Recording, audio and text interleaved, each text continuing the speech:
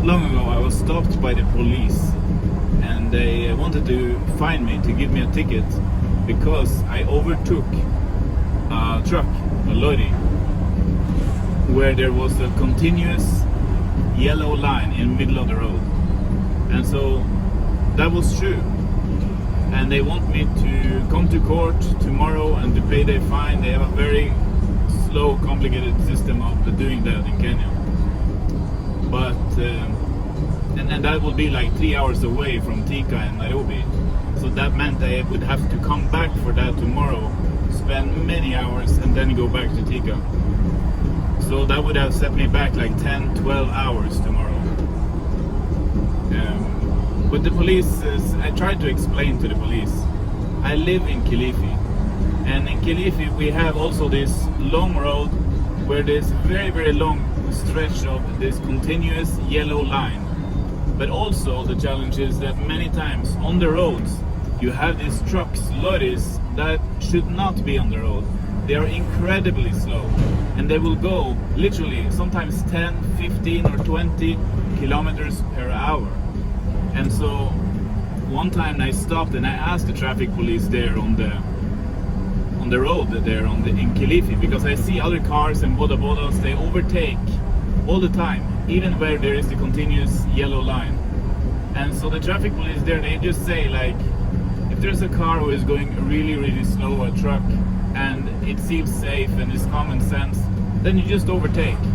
So that's what we've been doing in Kilifi, and it seems fine, because the stretches of yellow line continuous is just overused a lot in Kenya. It seems like they put it everywhere so that you're more likely to violate the law, so that the traffic police can harass you. So I explained this to the traffic police, and they were like, yeah, oh, they have to fine me. And I said, yeah, okay, fine, that's bitter, but okay. I asked if I could show up in court in Nairobi or Thika, but that wasn't possible. And then they said, if I could buy them lunch, there were 3 police officers. He said, if I can buy them lunch, they will let me go. And then I told them that, look, I'm a Christian man.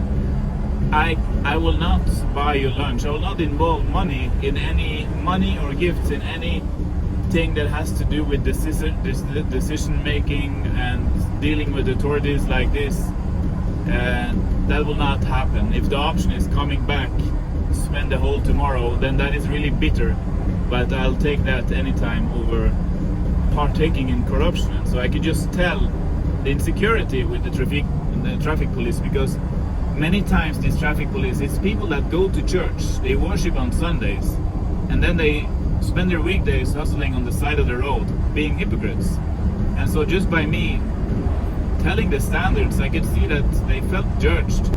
They honored that, and they said, fine, you don't have to buy us lunch, we pardon you,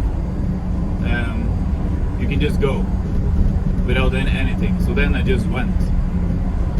But I mean, the traffic police in Kenya, they annoy me many times, and but that was the story on the road that I've been angry about for the last 20 minutes. But at least I'm happy I don't have to go back tomorrow. But I mean, I guess it's not this story particularly that makes me angry, but it's all the time. Like, even righteous people in Kenya, they will just take long cuts. If they know there's traffic police on the road, they're not committing any crime, driving perfectly, they'll just take any long cut instead of risking running into traffic police.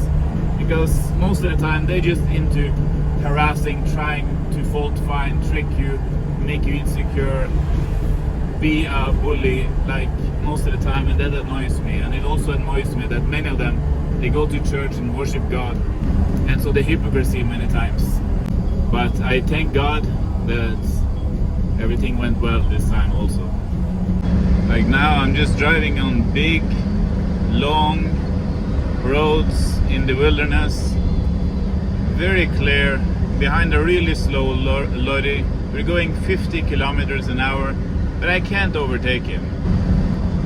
I'm trying to imagine a scenario. Imagine if everyone in Kenya will keep the national traffic laws 100% of the time. where nobody would overtake anyone. Every time there is this continuous yellow line. Like, I don't think that would practically be possible. I think the queues and the chaos and the delays would just have been too much. It wouldn't have worked for everyone in Kenya to follow the traffic laws 100%. I really think that could not have worked. Here we are queuing up. It's a continuous yellow line here, like almost always. The guy in the front there is breaking the law. We're going 30 kilometers per hour. Look at this slow overtake. The slowest and most illegal overtake I've seen in my life. This is not slow-mo. I really wish I could overtake here. Look at the clear line in front. Someone is coming from behind me here. He's overtaking, breaking the law. By now I'm probably the only one in Kenya who is fully keeping the traffic law.